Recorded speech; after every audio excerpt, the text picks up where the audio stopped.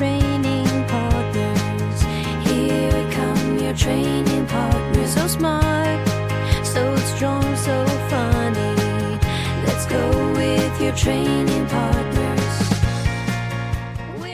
Welcome to Training Partners, where two fitness professionals bring you strong takes held loosely. I'm Weezy Shoemaker, joined by Justin McClintock. And today we'll be talking to you about extremes. Extremes. And I think that's as much as you know about it. That's as much as I know about it. I literally 2 minutes ago said, "What are we talking about today?" And Sailing in. you What are you, you you said busy or a something, Billy bro? Joel, right? You said a Got some Billy stuff Joel going on? lyric that I'd never heard. Here we are. Yes. Yeah. Yes. Technically, I have titled this episode, I Don't Know Why I Go to Extremes, which is a Billy Joel song. I think it was on the same album as We Didn't Start the Fire and Downeaster Alexa, though I might be wrong. Don't come for me, Long Island. I don't think I could name another Billy Joel song. So I think that's fair, especially generationally. Like Billy, Yeah. I'm a little young for Billy Joel. Billy Joel was my mom's favorite growing up. So it was played a lot. And then there was that thing where it was mom's birthday or Christmas, and like the three things that a 6-year-old knows that mom likes. Like, well, mom likes Billy Joel. I'm going to buy her a Billy Joel tape. It's like, well, she has all Right. 4 or 5 Billy Joel albums or whatever. Like, he's got quite a discography, but at that point, Yeah. like, can I buy her a different one? And like, it was one of the things I knew. So Billy Joel was on all the time. I appreciate that. Walter knows that my favorite artist is Taylor Swift. Mm-hmm. And as of time of recording, she and Travis got engaged. And we Correct. found out about it yesterday. And I do this thing when I notice content on the internet that either makes me really excited or really upset. I gasp, like loudly, like.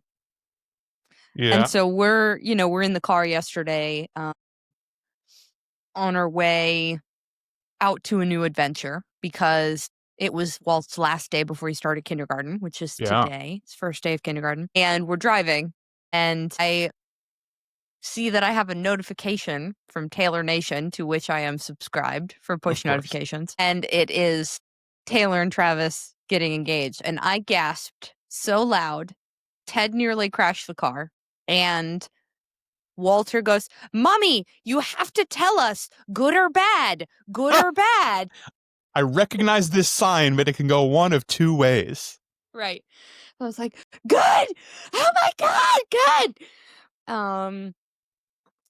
And so then, trying to explain the concept of like, what is engaged to a 5-year-old?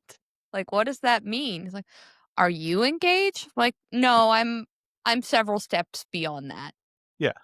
Well, it's an archaic thing to do with an archaic thing, and it kind of hasn't made sense for a long time, but we still do it. Marriage also kind of doesn't make any sense, but there's a lot going on. Yeah. Yeah. Then he'd be like, "Okay. Great. Cool." Yeah.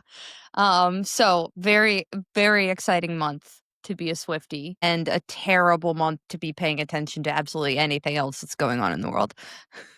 Yeah, as is typical. As is. Right. Yep. Yeah. It continues to be totally okay, guys. Everything is fine. Right. Totally fine, as long as you don't look at literally anything that's happening in the world. We're cool. As long as you don't pay attention or care about people, everything's cool. Right. I see the meme almost every day circulating now that is, "I'm having a hard time balancing my desire to stay informed with my desire to stay sane." Like, I mean, that's a real thing. And that is you can overwhelm on news and also recognizing, as we've covered many times, so much of how news is delivered now is as clickable content. yeah, And so jarring. the way to get people to read it is to make them gasp or make them angry or get a big reaction to get something rolling. And you can't, there's always awful things all the time. Right. The unpleasant reality is that's been true forever. And things are generally a lot better now than they were 50 years ago. Specifically, there's some very serious problems, some of which are much worse. But take a breath. Yeah. Dosing Touch it out is grass. perfectly reasonable. If you Right. find yourself doom scrolling or just like opening up apps and you don't remember opening them up and scrolling through stuff, like take a minute. Hold on. You can put some safeguards in place there. Ted started using recently an app, and I will find it and we'll put it in the show notes, that essentially, like, you download this little bean friend and you set like phone-free timeline goals. Okay. And then when you hit it, you get like accessories for your bean friend. Oh, that's a fun way to gamify it. Mm-hmm. Focus friend. Focus friend. Yes. I had texted him a couple of days ago and said, "What's the phone brick app?" And he just said, "What?" Well, brick is a thing. There's a thing called a brick that you can buy. I have an app called 1sec, and it takes a tiny bit of setting up, but then you can pick which apps you want it to deal with, and you can turn it on or off. But what happens is if I hit Instagram, it says, "Hold on one second. Are you sure you want to open this?" And there's a color wipe that goes up and a color wipe that goes down and a little haptic shake, and it's basically a 10-second pause. Yeah. And then you can't do anything while that's happening. And then the very last thing it reveals I still want to open Instagram. Never mind. And the amount of times that I've seen that color wipe starting and be like, I don't remember touching it. I don't remember opening Instagram. Like I'm just like bored and distracted and just like my thumbs just do the same pattern. I was like, oh, no, I wasn't looking for anything. I wasn't trying to talk to anyone. I wasn't checking up on anything. I'm not doing any business. I was just mindlessly consuming. That's right. That's right. How do you feel about the fact that given the structure of this, or the title of this episode rather, that it's extremely likely, say 25 years from now, Walt is going to be hosting his podcast and someone's going to quote a Taylor Swift lyric, or he's going to quote a Taylor Swift lyric, and the person's going to say, I don't know who you're talking about. I've never heard Taylor Swift. Well, I will have heard about her enough for the three of them, so and we're in a fine place. That's just generations, right? Yeah, like, I mean, that's just culture, right? Yeah. Like, she won't be number one forever. At some point, she'll be like a highlight reel at the Grammys 100 years from now. In memoriam. In memoriam. Mm-hmm. Can you imagine if it was 100 years from now? That would mean she's 135. That would be amazing. That would be too much. That would be insane. Like, that would be too much. All of like the demon possessions or demon accusations would be true. So I wasn't there for Spawn of Satan until about year 114. She still looks great, which is fucking weird. But yes, Travis Kelce is just inspiring everybody to be a little bit delusional. Oh yeah. And he's going to play a full NFL season while planning a wedding, right? Yeah. Cool. That's right. Sounds easy. Sounds easy. It's going to be just fine.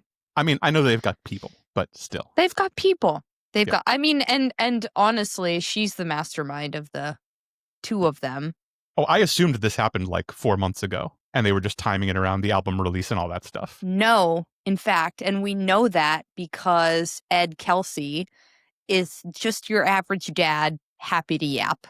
So he was given a opportunity. He was interviewed and clearly had not been media briefed yet. And so was spilling secrets of the engagement and how it was set up and exactly when it was. But so my understanding is that, so they recorded their podcast episode, right, where Taylor is release the album drop the new album. And I remember in the podcast, there was one point at which she was talking and she mentioned my boyfriend, and Travis looked up and kind of like, for anybody who's only listening, I just made a little squinty side-eye face. And we now know that while the podcast was recording, his backyard was being set up to be the proposal site, and he proposed after that. Oh, that's cute. And so, like, the insinuation of the smirky side eye was, I'm not going to be your boyfriend for very much longer. That's funny. I like It's it. cute. It's cute. We like it. We approve. So if that's true, it only happened about 2 weeks ago. At time of recording. But At time this of is like recording. 6 or 7 weeks ago for dear Right. listener. This is old news. Everything's in the past. There's so much stuff that they're like, why are you talking about this? We're like, we'll get there. We probably did. We'll get there. We'll I bet get we did talk there. about it. It's just, you got to stay a little bit ahead so you don't fall behind. Should we talk about extremes? Yeah, dig into the meat of this thing. So this, Let's do it. full disclosure, the thesis of this topic was born out of the relatively recent weight vest trend, which I think we've talked about a little bit. Yeah. And I've done a little bit of social media stuff about it. But there was weight vests come around. This kind of idea comes around every sort of 10 to 15 years. Mhm. And there was a study showing significant weight loss and significant increased bone density, especially in perimenopausal women, if they walk with a weight vest. It got a ton of traction. It got lots of influencers, especially influencers who happen to have affiliate codes for specific weight vests, talking about it, which is, just the latest, greatest, whatever. Lots of people shouting from the rooftops that weight vests were amazing. I've noticed in my neighborhood more and more people walking/running wearing a weight vest. Mhm. And then I also noticed kind of the inevitable backlash of a lot of well-meaning, sort of educated folks or scam grifter deniers, or Right. that's a bad, what am I trying to say? People trying to shed light and kind of do the anti-influencer thing, Mhm. saying, no, this isn't true. That study was very tiny. And by the way, the people wore the weight vest for 8.5 hours a day. It doesn't do any of the things these people are saying.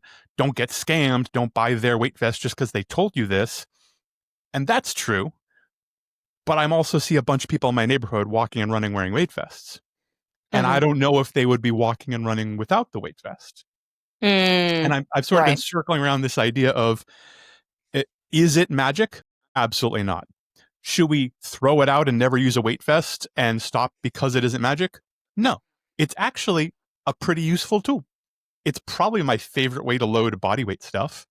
I don't love doing pull-ups with a dumbbell between my knees or feet. So if I have the appropriately weighted weight vest, that's great. It does make walking a little bit harder, assuming that your joints are up to par and it's a good idea. It does make running a little bit harder. It makes it, it can make a thing that isn't that challenging a little more challenging. It can be a useful tool. And it's this kind of middle magic zone where these things are useful and good. They're just not magic. That led me to this idea, sort of there's lots of useful tools for fitness, wellness, overall well-being. None of them are magic. A lot of them don't even do what you think they do, but a lot of them are still useful. Just because they aren't cure-alls doesn't mean that they might not be a good idea. I love where this is going. And I often do like a long outline. I have like 15 bullet points just of like categories. And I thought we would go from like general to specific, but I don't have a map for this. I think the idea is important, but laying out some examples might be useful. The first one being exercise. Exercise is good. It's good for strength. It's good for vitality. It can really help with resilience. It can help you do activities you want to do. You know what exercise isn't very good at is weight loss. Exercise is actually kind of poor overall for weight loss. It's not great at that. And a lot of people think exercise equals weight loss. Right. And I want to get in shape. Therefore, I'm going to go to the gym. 100%. And you can hear this with certainly specific modalities, but cardio is the thing that jumps to the top of mind of, well, I'd need to do more cardio because I want to lose weight. And then you'll hear from your resistance training, exercise-based lifter guy on Instagram, like, actually, muscle burns more, is more expensive as a fuel source. So if you build more muscle, a 20-minute resistance training session actually burns more calories than a 60-minute cardio session. And you're like, yeah, but we're talking about 22 calories. So who fucking cares? Stop being such an asshole. Everyone should also be doing cardio, but weight loss isn't the reason to do it. You should be exercising. You should be doing some resistance exercise. You should probably be doing some cardio. doing any of those things because they equal weight loss is the wrong way. So this was my first thought. Exercise is pretty good, but not magic. This is interesting. Fight what me. would you say to somebody who, like, let's say we had a guest pop in right now and say, well, but I want to lose weight. What do I do? Or I need to lose weight. What do I do? Nutrition. Nutrition wins every time. Now, if you want to change body composition, which is different than losing weight. Different than losing weight. I like this nuance. So, and this is the nuance, right? Like, this is the messy middle ground where the truth actually is. But it's hard to, there's already people who are like tweeting me, suckers, I'm not on Twitter anymore. Pardon me, it's X, the everything app, but I'm not there either, who are yelling about how exercise definitely works for weight loss. Usually, and I bet you've had conversations like this with people too. Someone says, it comes to me and say, I need to lose 30 pounds. I say, cool, what happens when you lose 30 pounds? Oh, well, I'll look like this, I'll feel like this, I'll present like this. Oh, okay. If you could do those things without losing 30 pounds, would you be cool? Well, yeah. I mean, if I could like look like this in these jeans and do these pull-ups and feel like this at the beach and have this kind of energy, like that's all I want. Great. We're probably talking about shifting some body composition, not just losing weight. And now we have to, nutrition still wins, nutrition's still the top, but now we have to pair it with some probably well thought out exercise. Right. Well, and also too, I know that this concept is not unfamiliar to you and I, but maybe there are some people listening that this will blow their brains. Normies. Normies. The laity. We need to be recovering as hard or harder than we're training. Right. And 100%. When I say recovery, I mean how we're speaking to ourselves, how we're sleeping, how we're hydrating, how we're eating. Right.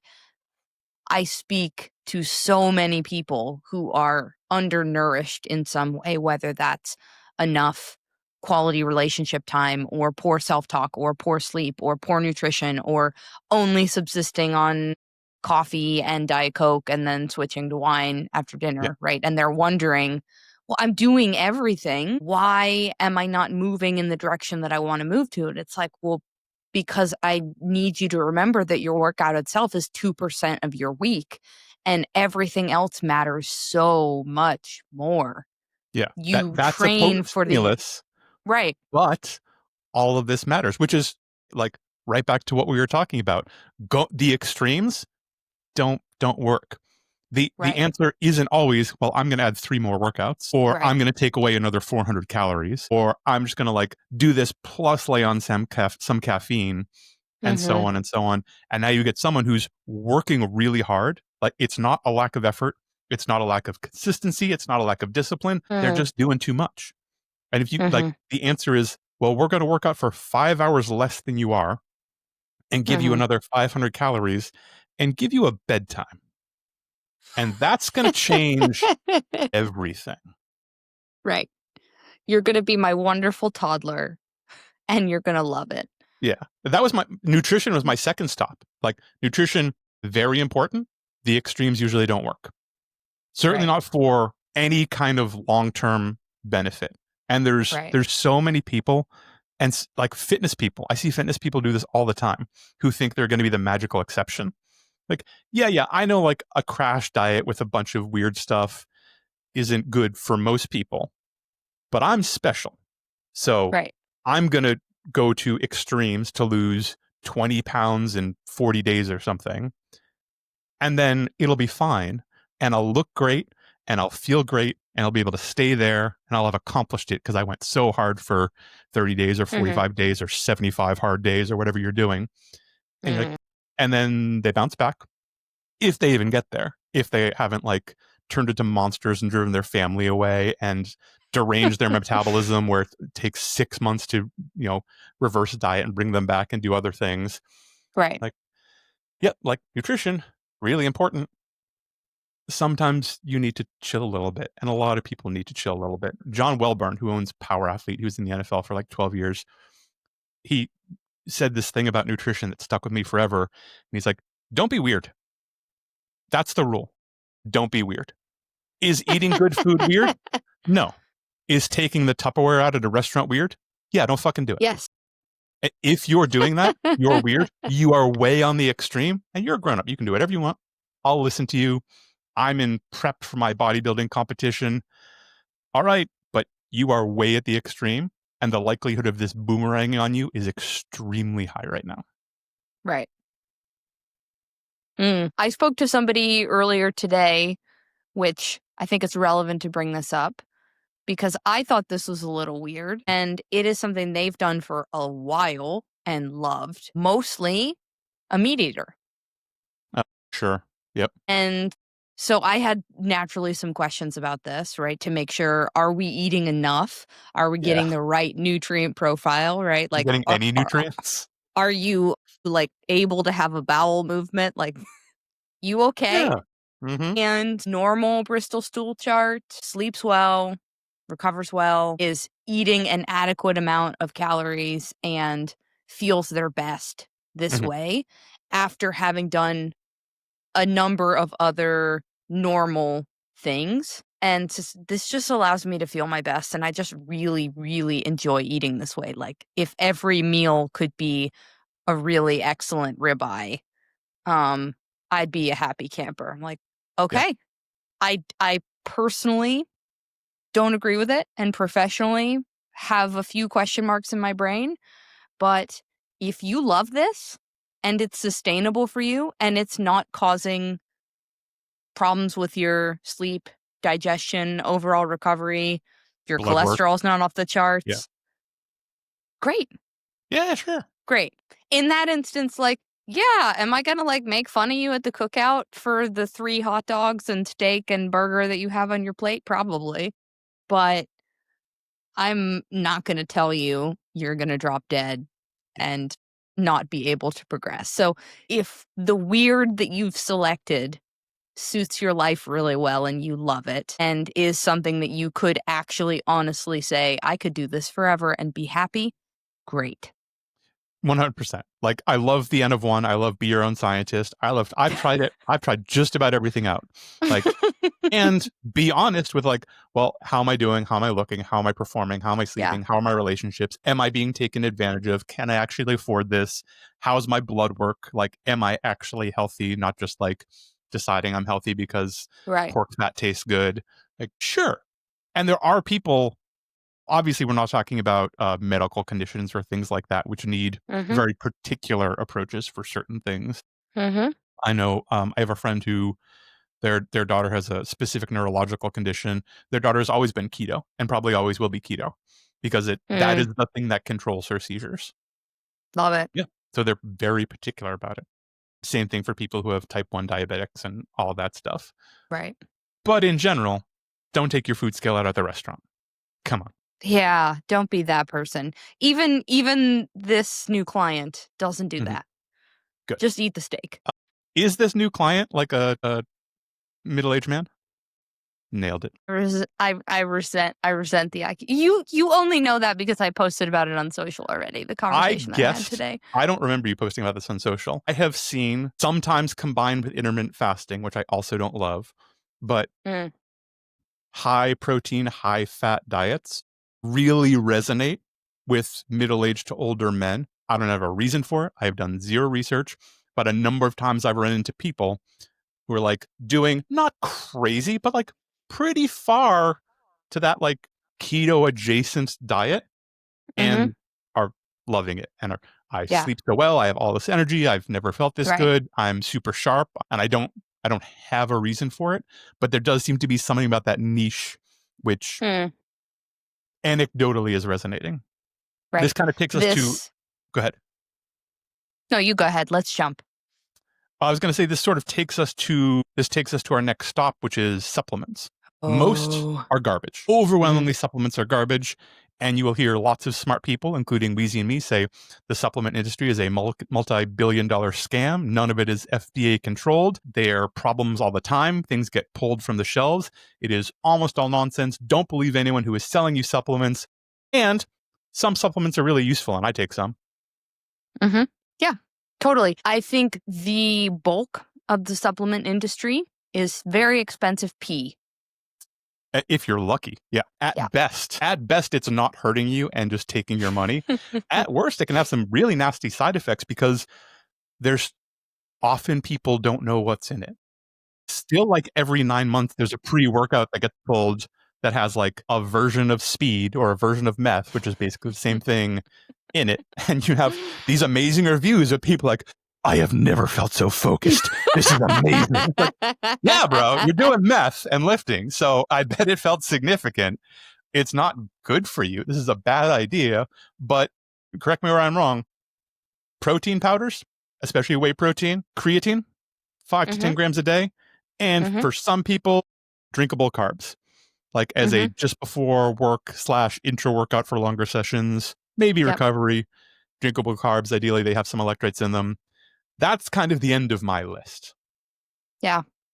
For me, so I'm also doing protein and creatine. I also do a nighttime multi-mineral that has a ton of magnesium in it. And I have a significantly noticeable sleep improvement when I remember to take it, which is not always.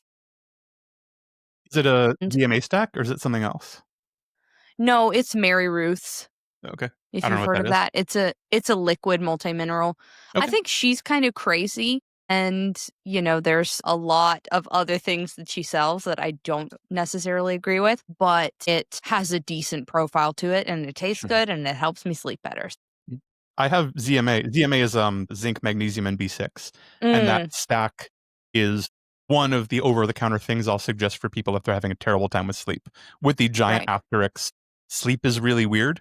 Sleep scientists don't know a lot about sleep, so it might work for you.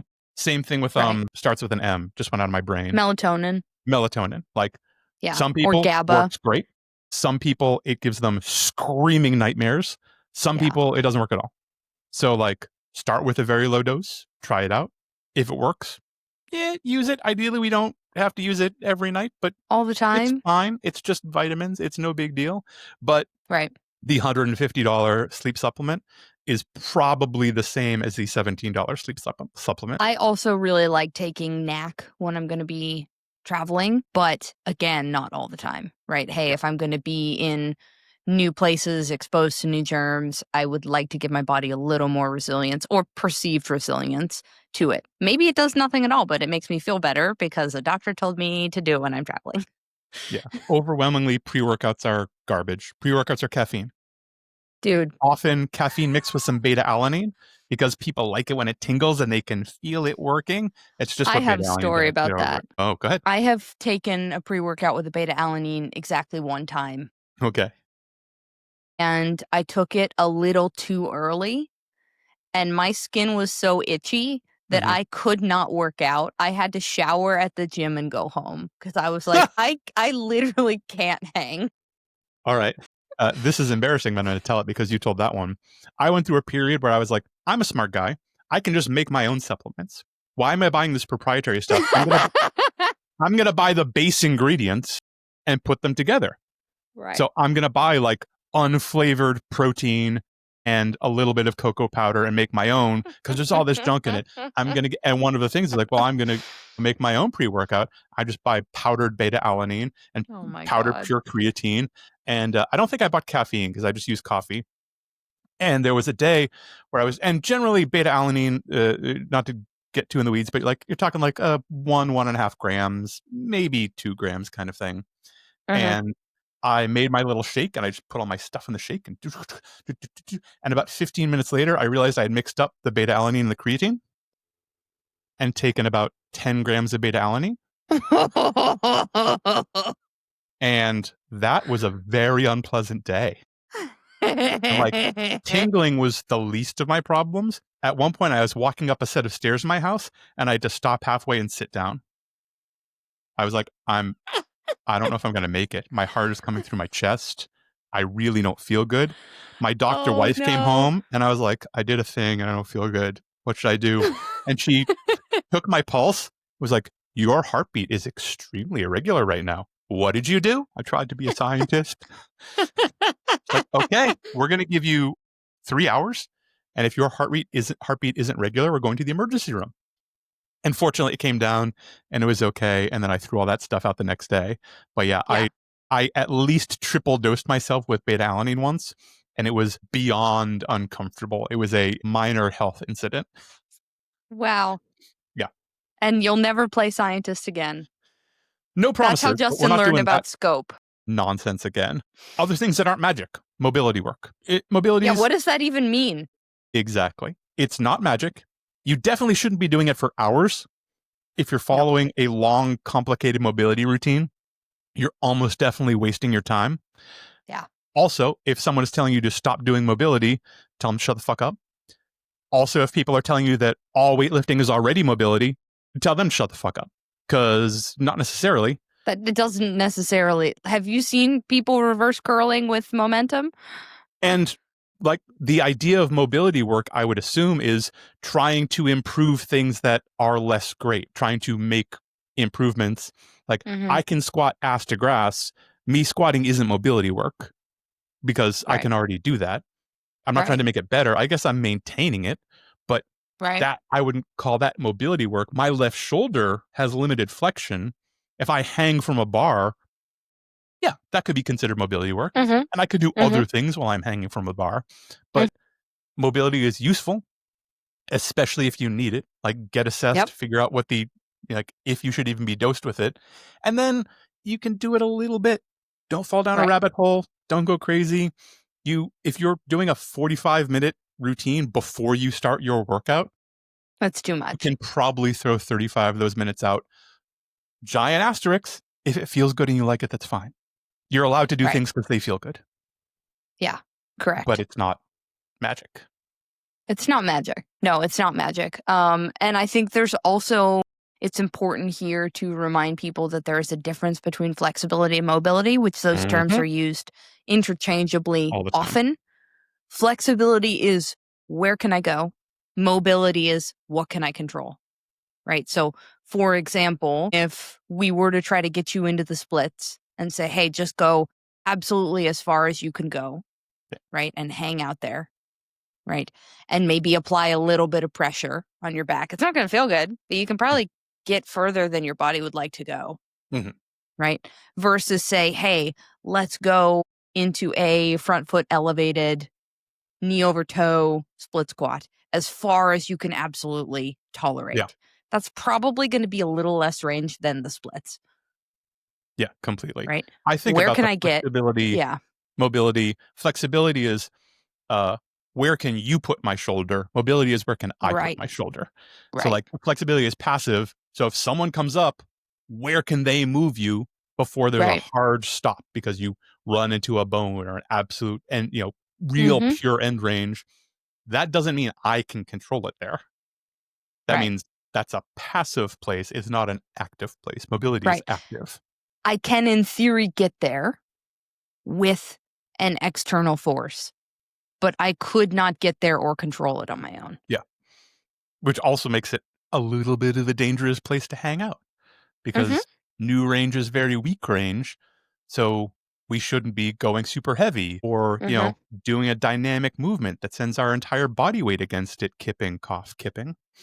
I have a friend who started CrossFit for the first time this week. Oh, that's exciting. They were very apprehensive. They said it was something they would never, ever do. And then said, well, never's here. And a bunch of things were programmed that they had never, ever done before. And one of them was kipping. And they felt very apprehensive about this movement and expressed that to the coach. And the coach said, how do you feel about just hanging from the bar? And so rather than training kipping, which would put this athlete in a position that they have not trained for at all and are not prepared for, they were doing dead and active hangs. And I love that. Kudos to that coach. That is not where I thought this story was going. No. Yeah. All this stuff you haven't done before, we have no idea, no reason to know whether or not you're ready for it. Yeah. What we're not going to do is just see how it goes. It's just try. Yeah. This ties in neatly to next stops were sort of specific exercise tools and or specific exercise modalities. So tools being aforementioned weight vest, booty bands, special gizmos, special tools, pretty much anything you can buy to exercise at home. Mm-hmm. Modalities being CrossFit, HIIT, Pilates, Burn Boot Camp, only resistance training, only cardio training, like all of that Row stuff. house. Row house. All of it has a place. Almost all of them can be very useful in some ways. None of them are magic. To all of my friends who train only kettlebells out there and worship at the temple of kettlebell, the altar kettlebells are of great. The bell. They're okay at a lot of stuff. That's It's what I a think tool. the best thing about kettlebells is. If you're only training kettlebells, you are leaving a lot of money on the table. Yeah. I think getting stuck in any one kind of dogmatism is tricky, right? Like no exercise program or philosophy is 100% correct for 100% of the people. There's so many lenses that we could approach this from. And please don't hear this as like the training partners poo-pooed my workout routine. That's not so. If you love what you're doing and your body feels good and it allows you to stay consistent and it's sustainable for you and it's approachable to your price point and you like it, please keep doing it. And there is nothing out there that is perfect for everybody and that is like the put the crown on, this is the thing, right? Which a lot of them claim to be. All of them, right? Well, that's the line. To tag onto what you just said, if you have a workout that you found and you love it and it's killing it, it's doing everything you ever wanted to do and you feel really great, perfect. If 2 years from now you start not feeling as great and you're like, this isn't working anymore and it's not doing what I want to do, that's okay. You didn't do anything wrong. You squeezed the juice that was there to squeeze. You know what it does now. You probably need something else. That's cool. There's so many tools out there. Try something else. Right. Yeah. There's infinite possibilities. Yeah. And same with any as seen on TV, as seen on TikTok exercise thing. I semi-regularly get friends sending me things with is this bullshit? And the answer is almost always, kind of. Kind of. These compression pants will make your butt look amazing and make every squat like 5 squats. So it won't do that squat thing, but training under compression can actually be really useful for a lot of people. Depending on how they're built, it may well make your butt look great. So is it magic? No. Is it going to grow your glutes? Probably not, more than not. Yeah. But it might feel good while you're working out, and you might like the way you look. It might be helpful. A little tactile cue, a little compression, like that kind of stuff. Or filling there's a million this kind of exerciser, this kind of elastic, or this thing that definitely improves your grip, and so on and so on and so on. It's always well, kind of. A lot of them are potentially a useful tool, but no, that little ball with the handle doesn't replace an entire gym. No, it doesn't. Right. We were at Dick's Sporting Goods yesterday, scoping out some of the new Nike strength training equipment. Because I'm hoping to mostly outfit Sustained in really, really cool looking Nike that is double the price of anywhere else, but it looks cool. And happened upon the pickleball paddle display. And there was a $300 paddle.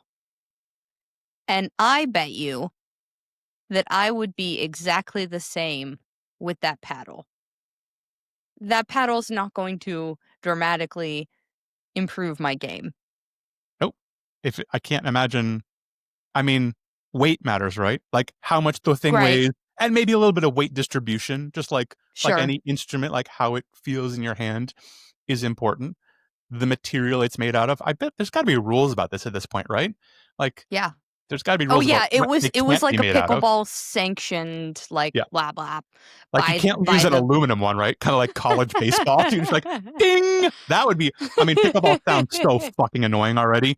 Giving everyone aluminum paddles, ka-ding, ka-ding, ka-ding, ka-ding, would be that would be funny. But I actually picked up side by side the $300 one and the $50 one, and was I can't perceive a difference. And, maybe that's because I'm a novice pickleballer. But also, when I started pickleballing and I had a little bit of a flare up in my paddle hand. I went to see a PT and just get like a little tune-up and, hey, what's going on here? And she asked me about the weight of my paddle. It's like, is it a light paddle? It was custom made on the internet with the design I wanted, so probably It's not. green? Do you want to know if it's green? It's green. Of course. Do you want to know if it's green? It's green. Yeah. I don't know what it weighs. Probably a lot. I don't know the dynamics of it. What's a lot? Probably not great. And her answer to me was, great. So we just need to get a little stronger to support this. Right. The upscale, top of the line paddle isn't going to fix it. You need to get stronger. Yeah. To do this new thing that you're asking your body to adapt to, that you went from 0 to almost 9 hours a week. Like, wow. Yeah. Wow. Mm-hmm. Sure. Imagine that. Imagine that. This takes me beautifully to our next pit stop, which is recovery protocols. Yeah. So recovery stuff, diet and stress always win as far as managing your recovery. Mm-hmm. If you crush that, you will be 85+% of the way there. Beware at-home stuff. Beware crazy long interventions. Beware things that take a lot of money or a lot of time. Breath work can be really useful. You probably don't need an hour of breath work. Cold plunge is extremely overrated. Do not go to IV clinics who give you fucking drip B6 or whatever it is. They're a really bad idea, and the horror stories coming out of those grow every single day. Really? And cleanses are bullshit. Oh yeah. The IV clinics are bad news, bro. Really? Lots of infections, lots of things being done poorly, lots of mixes that weren't the mixes they were supposed to be. It's like under medical supervision, which means there's like a doctor on the phone, and someone, Right. a lot of them are run this way. So they call them and like, oh, here's this person's application, like looks good, and they hook up to a bunch of stuff. At best, again, expensive pee. Mm-hmm. At worst, cleaning protocols and all kinds of other things that aren't a good idea and aren't being done well. There's been lots of bad stories come out of these weird IV clinics. That's fascinating. Bad That's news. the first time that I've ever heard that, but of course it makes sense. Yeah, no good. It's a way to take people's money under very weird circumstances that are kind of skirting loopholes. They found some loopholes. Like, well, we're kind of allowed to do this if this technically counts as medical supervision. If this Okay, great. And I don't remember if I said it or not. All cleanses are bullshit. All cleanses are bullshit. Unless you are prepping for a colonoscopy or have been asked by a qualified medical professional to empty your bowels of all sustenance. Yeah. Cleanses they usually don't bullshit. call it a cleanse. As someone who's had a colonoscopy, you're just doing prep for a colonoscopy. It's just a prep. And it's not much fun. No. But it also doesn't involve a bunch of really expensive stuff. And you're allowed to do it without posting about it on the internet 3 times a day. Unlike certain cleanses. Right. And this is said as somebody who has, in a very unhealthy place, done the master cleanse. Mm-hmm. Cleanses are bullshit. They're bullshit, and it's a whole, yes. And they play into and sometimes glorify eating disorders. Kind of related, like cleansing, nutrition-y, recovery, protein. Protein's important. People need enough protein. You can have too much protein. You don't need to go way overboard. You probably shouldn't be having 3 protein supplements a day. You can do too much. There's a limit. If you're over like the 1.2 grams per pound of body weight, you're fine. Stop or pull back a little bit. Right. If you're not at like 0.6, 0.7, we probably need a little bit more. Right. But it's also not magic. Related to this, separate complaint, side quest, stop putting protein in all the good things. Everything doesn't need protein in it. It's fine. I don't need protein I don't need coffee. a protein cookie. I don't need protein broccoli. I don't need protein ice cream. Oh, God, fucking gross. Stop it. I can get protein. I know how to get protein. It's fine. Is there protein broccoli? Someone just heard this and trademarked it. Yeah. Gross. Yeah, protein should be where it is and not other places. Yes. And there are benefits to eating protein, especially from animal sources, that do not come from protein powders and most protein supplements and things like that. Right. Yeah, and without, skipping outside of our scope, if you're somebody who wants to adopt or continue a vegan or a vegetarian diet, this would be something that I would bring up with your qualified medical professional. 100%. You can How can I actually make do that sure that I'm safely. getting right? You can Mhm. do it well. It's a lot Mhm. more work Yes. because it doesn't automatically ride along at every meal. Like, yeah, Mhm. beans have protein. It's not primarily protein. You have to eat Right. a lot of beans to get there. So you're probably going to need to supplement with some other sources. I have a couple small ones and then one or two which may cause a fight. Oh, great. Should we fight first or do the small ones first? Let's do small ones first and end on fighting. Sweet. Wearables. Wearables are Mhm. okay. Your Mhm. watches, your rings, your straps, the thing that connects to you in some way and purports Mhm. to measure your quality of sleep and your heart rate and how many calories you burned and Mhm. the exertion you had on a certain exercise and how ready you are to work out that day. Their Mhm. failure rates are huge.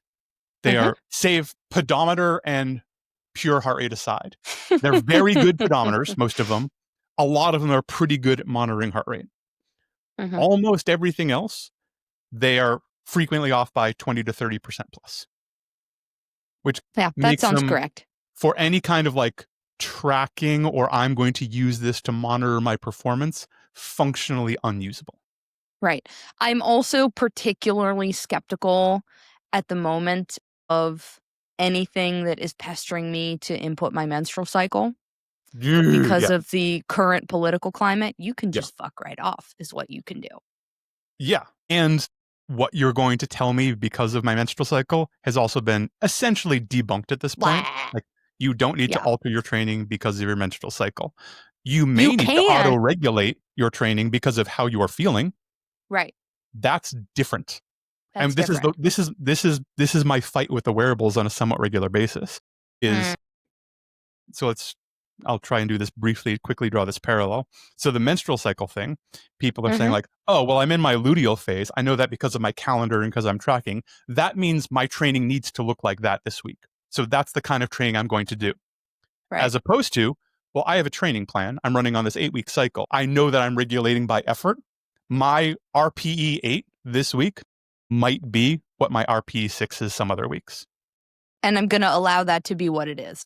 Yeah, but some days I might feel great and some days I might not. And that's Right. okay. And we're going to move forward with that. Same thing with Mhm. the tracker. I tried the Whoop several times because it was so popular with some of the gyms I was working at. 2 different Mm. times I wore a Whoop for at least 6 months. And so regularly I would wake up and like, I feel like a lion. I slept great. This is my day. Here I come day. And I would look up my little Whoop display and it would say, you slept terribly. Your body battery is at like 8%. You should probably go back to bed. This is a bad day to train. Well, I think I'm going to ignore you, Whoop, because I feel great. And the opposite would happen too. I would like Right. drip out of bed feeling awful, put some coffee in me, just be drag myself through the world, just horrible. And Whoop is like, this is it, champ. We found it. It's a PR day. Well, I don't. And my big problem, which is separate than the discussion we're having, is the degree that people let these things affect them and how they feel. Like, Right. I have seen so many times, I'm like, I feel great. I feel awesome. I feel amazing. Oh, my Garmin says my body battery is really bad. Oh, maybe I don't feel awesome. Maybe I feel terrible. Maybe I should pull back a little bit. Oh, Right. I think I might not feel good. You're like, you're being gaslit by a watch, bro. Like, no, Right. stop it. Right.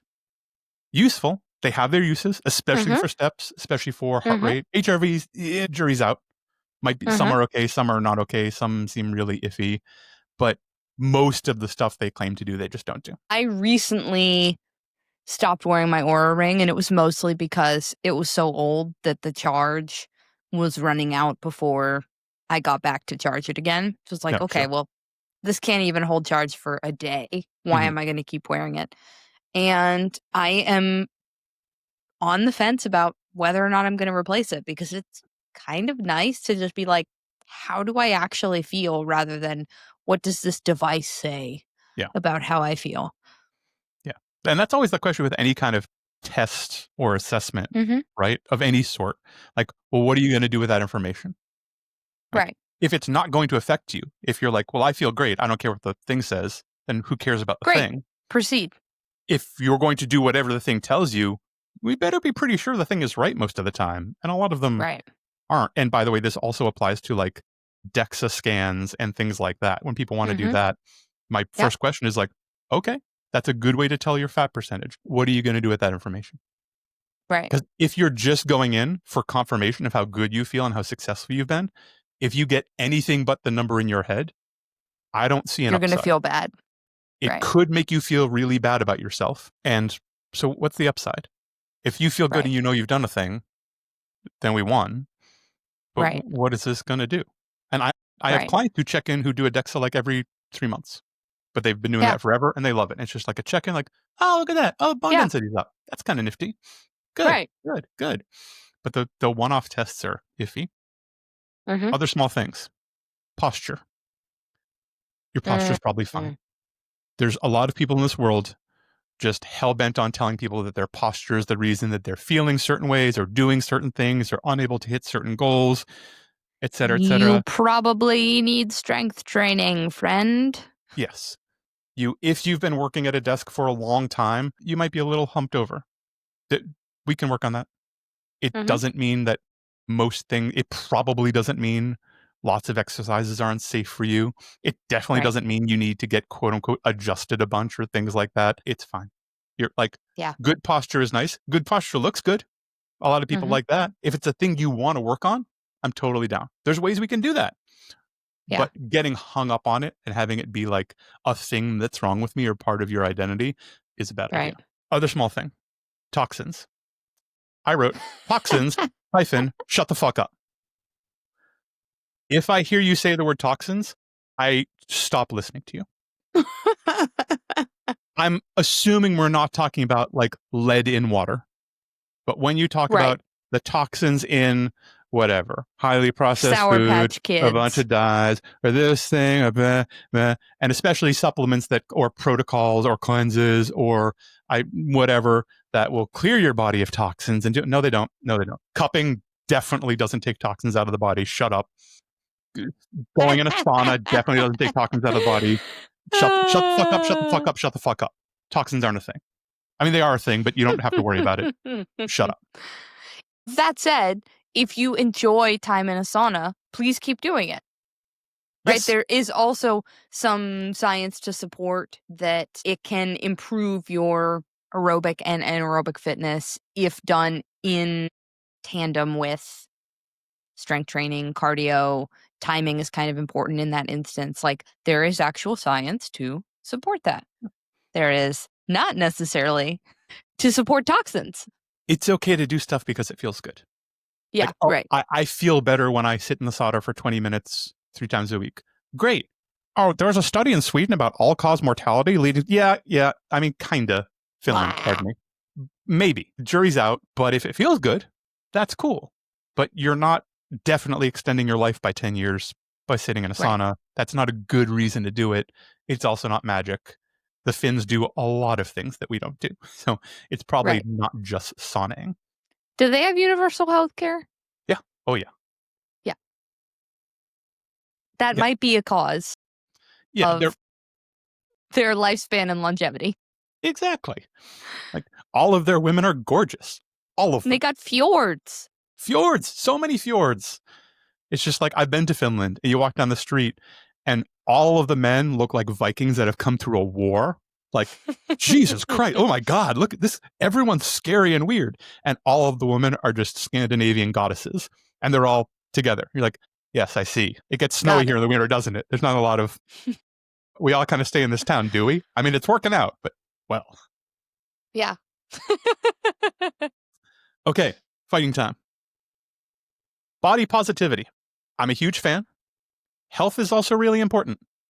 It matters, and pretending it doesn't matter is unfair to people in general. You can be athletic. You can be healthy. You can look amazing. You don't have to change for anything.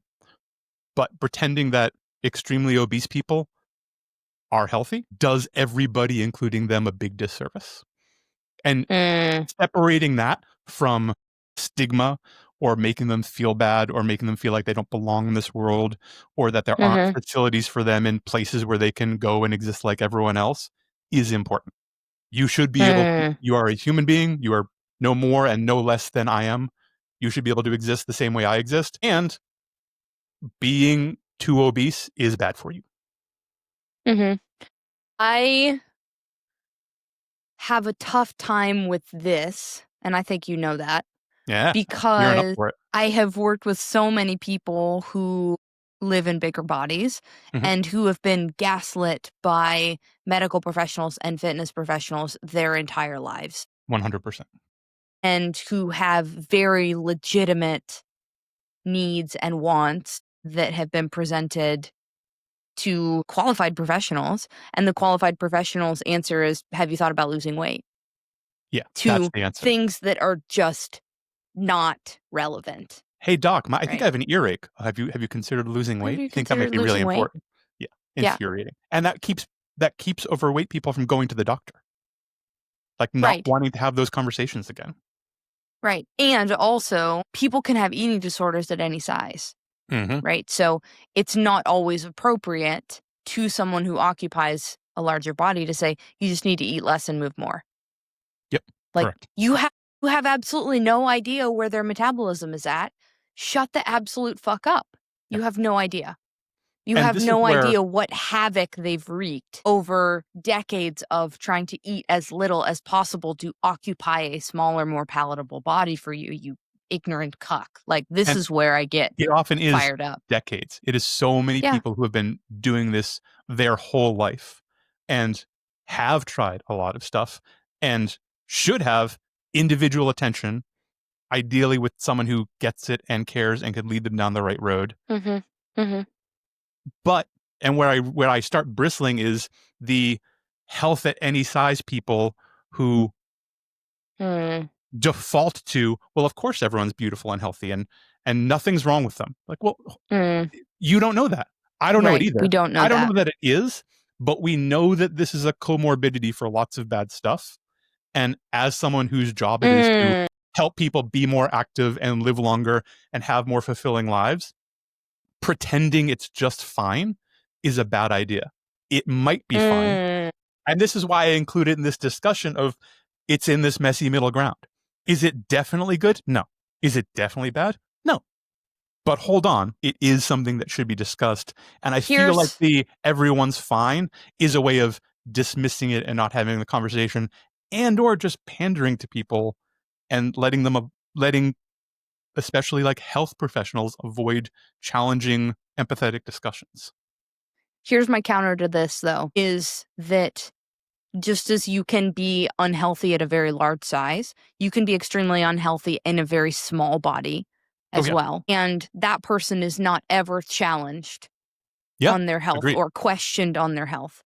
And I have serious problems with that, right? We cannot assume, based off of the size that somebody occupies, whether it's palatable to you or not, right? And this could go to anything.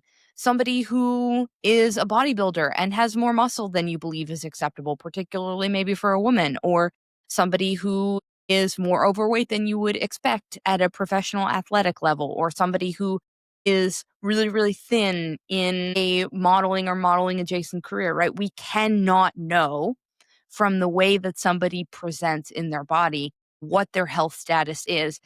My problem is that this conversation only seems to get a megaphone when we're talking about people in bigger bodies. Yeah, right? I think that's very fair. You can't know that that's healthy. Great, we can't know that anybody's healthy. Why are you only talking about the people that are overweight? Shut the fuck up.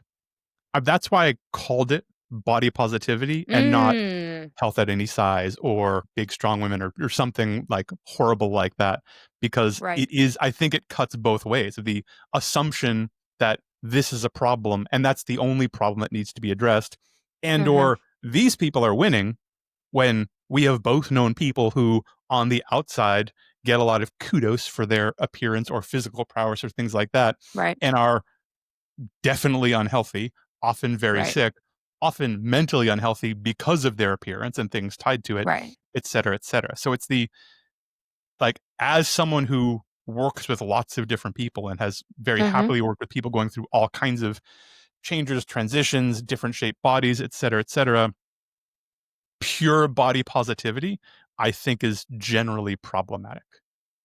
Okay. I can semi agree with that. I won't put my I'm not asking you whole to. I wouldn't make you to. I won't put my whole ass into it because like I do believe that it has been beautiful to see people who have been stigmatized and challenged on their health status when others have not had to deal with that, feel comfortable in their bodies. And some people are always going to be bigger. That Yeah. like you can't wish that out of existence. And I agree with you that the health at any size can be problematic. We can have health at many sizes, not necessarily at any. And that, for me, the big nuance is that it goes in many directions, whereas the narrative for us mostly is, well, you're morbidly obese, so there's no way that you're healthy there, right? I Yeah, would rather not the true. conversation be a circle rather than just an arrow at people who are overweight. And on the only actual note I had with the body positivity thing was the alleged fitness standards for fat stores is completely fucked. Like, and I don't know how much you get of this, but I somewhat regularly get people coming across social media being like, I'm 6% body fat. I'm 7% body fat. Like, one, you probably don't know. Two, oh my God, if that's true, it's amazing that you're upright. And Right. they communicate this to people. And then there's, you know, 30-year-olds who have a job and a family who think they should get down to, 10%, low double digits, or even single digit body fat, which would Nah. be really, really unhealthy and really, really bad and probably mess their kidneys up if they could even do it. And once they get there, they're probably not going to like the way they looked. Ignore people talking about their fat stores. Just ignore it. Whatever. If someone says my body fat percentage is blah, just pretend they whistled a funny song and move on to the next thing. It is not worth your time at all. Ask them if you can personally caliper them to verify. Yeah, because that's going to do it. The calipers are the best. That's the tool we should really be using. Have you ever calipered someone? No, but I've been calipered. I own calipers. I did a coaching program once where we had to caliper people, and I got believe pretty that. good at it. Yeah, I got pretty good Yeah. at it. And then was What like, if you wait a have minute. what do you do with the person who has loose skin? Yeah, exactly. Like, oh well, there's isn't no fat, fat but we here, so gotta I don't note it. I'm looking for endogenous. I think that's the word. I mean, fat. I did have one of my funniest ones was as part of it was like 9 or 12 measurements or something, but there was an under the chin one, which is not much fun to do. And I had a No. woman who I asked like 10 people, like, can I just beta test you? I'm doing this coaching program. I have to measure these people like this. I will only accept it if you don't let this affect you emotionally. It is not a sign of your character. I don't even know what these numbers mean, but I'm supposed to track 10 people. I don't like lying. Can I track you? I'm like, yeah, whatever. And they'd show up every, 2 weeks or something, and I'd caliper them, and I got good at it. So it would take 3 minutes. You're out the door. There was a woman who, like 9 weeks in, I went to caliper the neck, and it was a much, much, much lower lower measurement. And it was interesting because as I noticed people changing, like, oh, people's arms change a bit, people's legs change a bit, people's midsection can change a lot. Like, you notice where things fluctuate on people. I had never seen anyone's under chin move by more than like small fraction of an inch. And this was a big difference. And I was writing it down. It's like, okay, thanks so much. I appreciate this. This is the same. This is the same. This went down. I'm just noting it. Everyone loses fat in different places at different rates. And I just haven't seen this before. Like, your under chin measurement went down significantly. And she was like, you should probably talk to my plastic surgeon about that one. Got it. So you're saying that your results are slightly skewed. This is not a clean test. Okay. I don't put me in the control group. Last pit stop I had on this was functional fitness. Functional fitness is fine. What does that mean? Exactly. What does it mean? Like, yes to being functional, yes to working multi-directionally, yes to athleticism. However, barbells are useful and you're not a monkey. So your little animal flow is probably not the only thing you need to be doing. and I'm not sure how functional it is. Nowdy and all you other weirdos doing goofy pattern stuff out there. Like, if you like doing it, it's fine. But the little cross jump rope flow thing isn't going to have the results you probably want, and that's not. I don't see how that's actually functional. So, I love it. I have no arguments on that. Oh, bummer! I wanted to fight. No more fighting. I'm with you on that. I think even just the term functional training, like, well, what's functional to you might be completely asinine to me. So why are we using this word? Right? And like, so frequently it gets used as like, this is the idea. We're going to train so you're really good at real life. I'm in. Great. That sounds awesome. I'm in. That's what I want to do. Okay, today we're learning the snatch. Wait a minute. I don't think I've ever had to do that in the wild. Nope.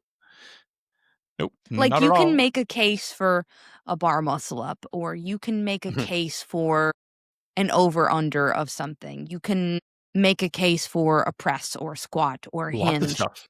or a sandbag to shoulder, right? Like, all of these things when I think about power clean. I'll hang with the power clean. or a carry or running or Yeah. I mean, maybe even rowing. I don't know. But to show me a Olympic lift and say this is it. This is it.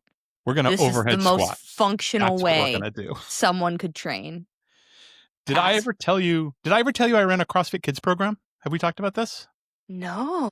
I ran a CrossFit Kids program for years. Wow. Total passion project. Started it. Had some people who were in it for kids who were in it for a while. Yeah. Love doing it. Tons of fun. I have all these pictures of me drawing like the pictures on the whiteboard and the games and the obstacles we would set up. And I would build all these really complicated obstacle courses. And there was one where a kid who had been in it for a while, and which is like, we knew each other, had a lot of trust, but I also knew what he was capable of.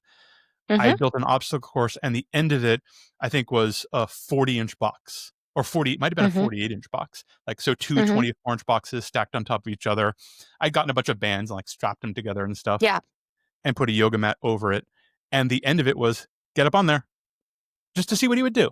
There were no steps around or anything like that. And he basically jumped up, put his head over, got his arms up, did what would look like a bar muscle up, stood on top of the box, cheered. I got on video. I was like, great. That was amazing. Great. Come on down. And he got it. I gave him a step and he hopped on down. I shared it on social media and tagged like CrossFit or CrossFit Kids, and they shared it. And the internet fucking came for me, Weezy. How would you ever? This is so dangerous. I don't see a parent around. What would happen if the box fell over? What would happen if he fell off? I can't believe you. I have never seen. I am going to write to CrossFit and I'm going to get like how all dare of these they people coming for me. And I was like, okay, like, first of all, I took this video maybe 36 inches from the kid. I had seen him do this a bunch of times. His parent or guardian was just around the corner, maybe 8 feet away. And everyone was very supportive and had watched the video and was very excited that it happened. Calm down. Like, it's fine. The kids are going to be okay. This wasn't dangerous. I wouldn't have put it on social media if I thought it was dangerous. But yeah, I had a minute there where I was like, well, I got some attention. This is interesting. Cool. This is interesting. Yeah, this is fun. Should we do a segment? Let's do a segment. So today's segment, you are allowed to give context and you are allowed to elaborate. So I thought it would be fun because, we are two separate people. Technically true. We are not the same person. There's been some weird rumors going around that one of us, especially you audio people, who are like, this is just one person doing two voices. And it's not true. I am mostly AI generated, but that doesn't mean I'm not a person. I'm made up entirely of Taylor Swift knowledge and hot takes, but I am not Justin McClintock. You're 4 squirrels in an overcoat who like Taylor Swift. So we can assume, people brought to the podcast from each of us, right? Yeah, who do not actually know the other except for outside or inside the realm of these walls. If at all. Right. So I thought it would be fun for us to have a Justin's Would You Rather. Okay, I'm ready. I don't fully understand, but I'm ready. So I'm going to give you two options of a thing to choose from. What Okay. would you rather do or experience? Mm-hmm. And you can give us as much or as little information as you'd like. Just to give people who are listening to this and maybe do not know you an opportunity to get to know you a little better. We're adding to the color palette. We're adding to the color, right? Great. So this is Justin's Would You Rather. Would you rather do Bulgarian split squats with a quad bias or hack squats? Ooh, boy, that's tough. I like both of those a lot. I think I would rather do hack squats because I can go heavier and harder, especially having that back support. And I think we mentioned earlier, I'm pretty mobile. I can get pretty deep. So I can get a very nasty quad pump and keep going. Being able to press into that pad and get a little extra stability, I can go further and harder than I would be able to with Bulgarian split squats, where like maybe balance or coordination becomes the issue, or grip starts becoming the issue, or things like that. That makes sense. Would you rather train for absolute strength or hypertrophy? Hypertrophy. Why? Some strength will come along with that. I like the way it feels. And when I train for absolute strength, it is easy for me to get a little bit too greedy and bite off more than my capacity will allow for. Yeah. And I'm actually, the program I'm doing now is like hypertrophy priority strength work. So like I did heavy single back squats the other day, but we weren't really training for heavy single back squats. So it was just kind of like a check-in, not a this is the whole thing we've been training for, and this is peak put week. On your knee Let's wraps go. and put on your funny shoes and put on your belt and like get your music right and have 3 dudes slap you. And where do those 3 dudes come from? Yeah, I've done strength before. I like it. I'm actually okay at it. I was never like the strongest dude in the world, but I can get kind of strong. I find hypertrophy a little bit more fun and a lot more sustainable. Love it. Would you rather heavy overhead carries or presses with a bamboo bar? Oh boy. Oh man. I don't love either of them. I think heavy overhead carries.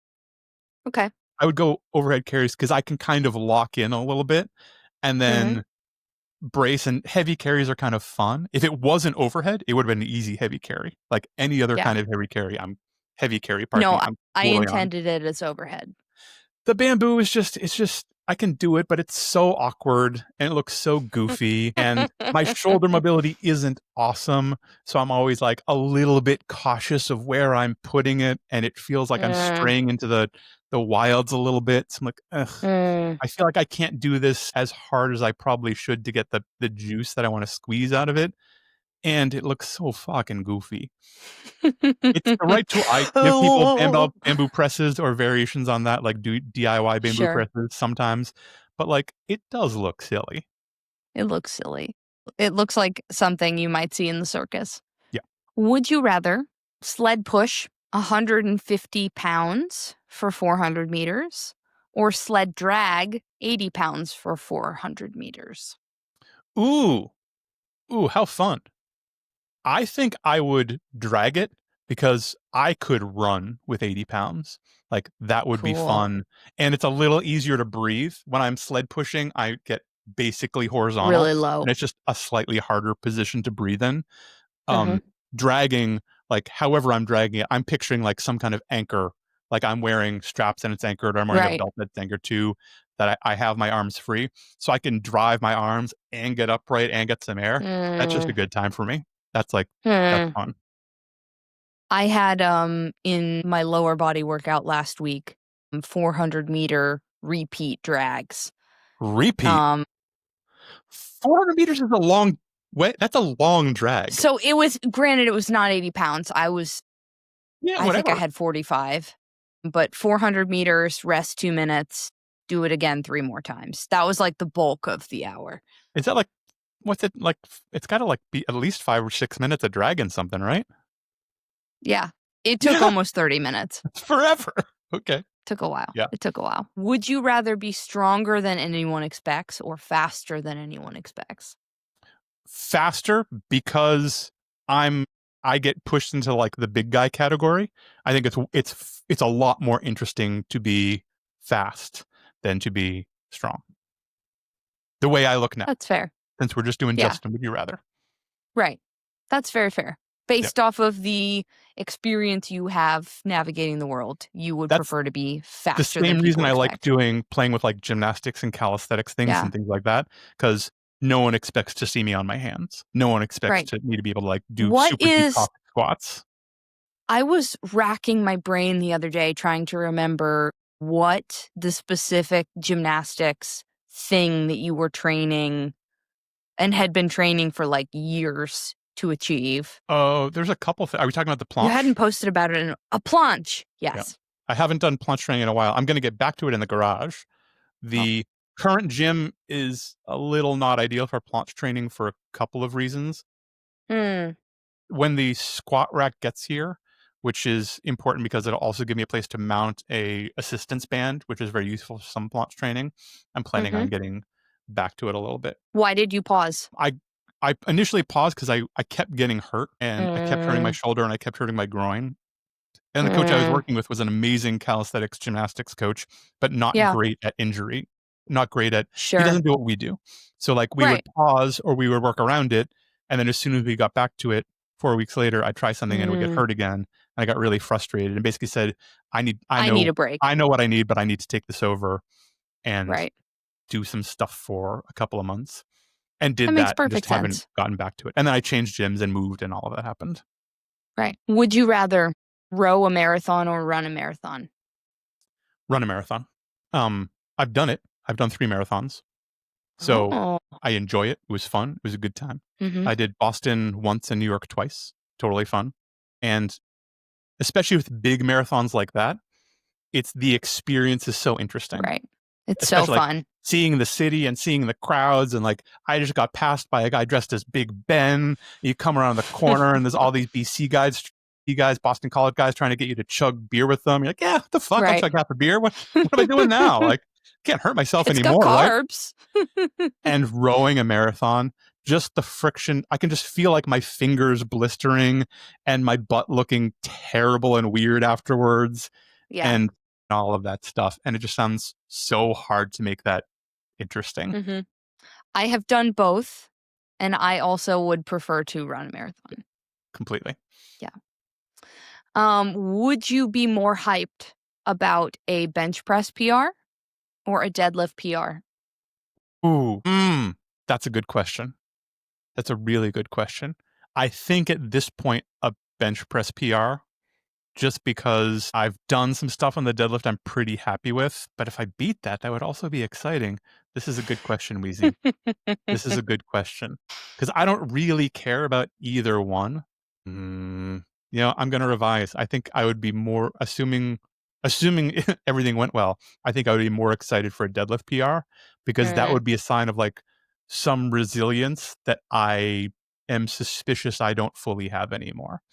Like moving a number that starts with a 5 and feeling good about it. Like I thought those days were over. Fascinating. Wow, here we are. Turns out can still be this strong. You have to choose one. Okay. Fasted cardio, sauna immediately after your training. Oh, sauna. 100%. Why? Because I like the sauna. Sauna feels great. I'm Great. totally down. Yeah. Sauna's lovely. Fasted cardio is okay, but it's often not great. And I frequently have had the experience where I just bonk. Like, depending on how I long do you the go, same. I get out, I'm running, I get out 2 miles and I'm suddenly like, I feel like garbage and I'm slow and I have no energy. Right. And I'm cranky and I'm like, oh, right. I'm out of fuel. I Wah, need to wah. eat. Like, this isn't working. This isn't working, full stop. And I come back and Rebecca's like, what's wrong? She's going, I felt really slow. She's like, did you eat anything? I had dinner yesterday. Smart. Smart. Yeah. And I think the sauna is extremely pleasant. So that's an easy choice. I do as well. We like a good sauna session. All right. You also must choose one. I accept. There is a 4-stall bathroom at the gym, but it is completely silent. and everyone in the gym is keto. Oh, Or God. Okay. a 1-stall bathroom to which you are fourth in line, and it is 5:56 a.m.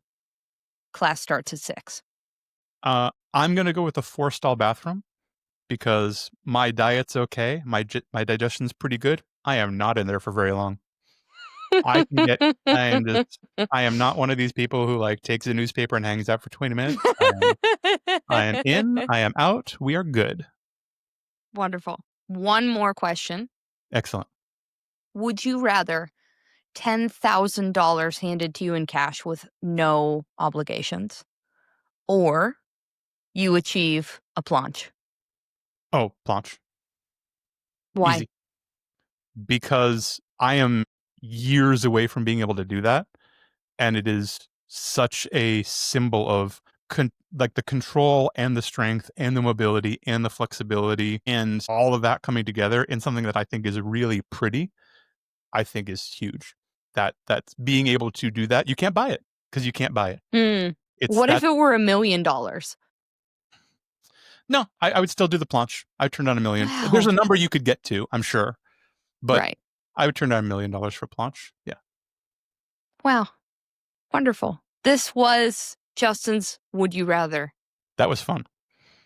I'm glad you enjoyed it. For a second, you were like, I have one more question. And I thought we were doing something Taylor themed and you were going to propose. It was going to be like, amazing setup. It's an amazing setup. No, we are both, in fact, very happily married to respective partners who are not each other. Who are not each other and don't know each other. And I don't know if they know each other's names, and that's okay. I think Ted knows who Rebecca is. I've mentioned Ted to Rebecca at least once or twice, but I don't know if she retained it. Yeah. She certainly never listened to this. My wife knows better than to listen to a podcast I'm on. Ted is a regular listener. I appreciate that, Ted. Sorry about the Cheez-It quote, whatever that was a couple weeks ago. Yeah. He did want us to know, though, that he does already, in fact, have a hammer drill. Is it a good hammer drill? I have no idea. See the dinner jacket in Casino Royale, and you don't know what I'm talking about, and it doesn't matter. There are hammer drills, and then there are hammer drills. What I own is the latter. I will look into the quality of his hammer drill post haste. I mean, it just has to work, right? Like, if it works, see right. Most of the discussion of this podcast. If it's enough and it does the thing you want it to do, then it's great. Then it's enough. It's not magic, so you might need something else. We'll see. You might need something else. That's a good way to bring it back. That's a good place to close. We call that a callback. Gang, this has been Training Partners. I'm Weezy Shoemaker, as always joined by Justin McClintock. We will see you next time. Thanks, team. Here come your training partners, so smart, so strong, so funny. Let's go with your training partners. We're ready to shine.